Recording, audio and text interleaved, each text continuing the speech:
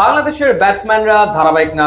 Test one day কিংবা টি-20 কোনো ফরম্যাটেই ব্যাটসম্যানরা ধারাবাহিকভাবে আসলে রান করতে পারে না। একটা ভালো ইনিংস খেলার পর দেখা যায় যে বেশ কয়েকটা ইনিংসে রান করতে পারে না।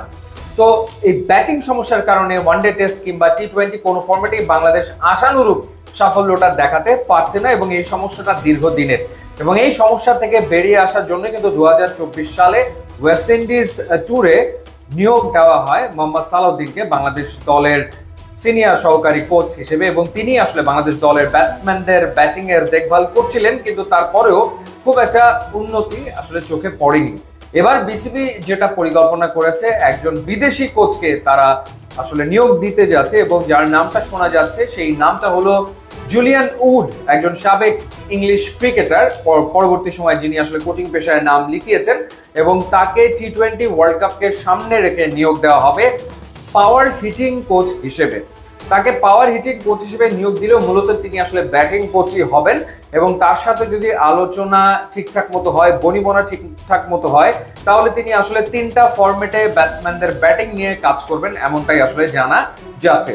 তো এখন যদি আমরা কোচকে নিয়ে আলোচনা করি, জুলিয়ান উড যিনি একজন সাবেক ইংলিশ ক্রিকেটার, তিনি খেলা ছাড়ার পর কোচিং পেশায় এসছেন, এবং কোচিং পেশায় এসে তিনি কিন্তু আইপিএল এ পাঞ্জাব কিংস এর কোচ ছিলেন, এবং পাকিস্তান সুপার লিগে মুলতান সুলতানের কোচ হিসেবেও তিনি কিন্তু কাজ করেছেন। সুতরাং যথেষ্ট হাই প্রোফাইল একজন কোচ।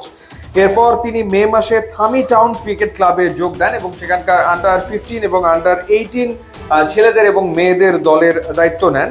তো তার সাথেই ঠিক এই মুহূর্তে বিসিবি এক ধরনের আলোচনায় রয়েছে, যদি ঠিকঠাক থাকে তাহলে আগামী মাসেই জুলিয়ান উড তিনি বাংলাদেশের ক্রিকেটে যুক্ত হতে চলেছেন অ্যাজ পাওয়ার হিটিং কোচ।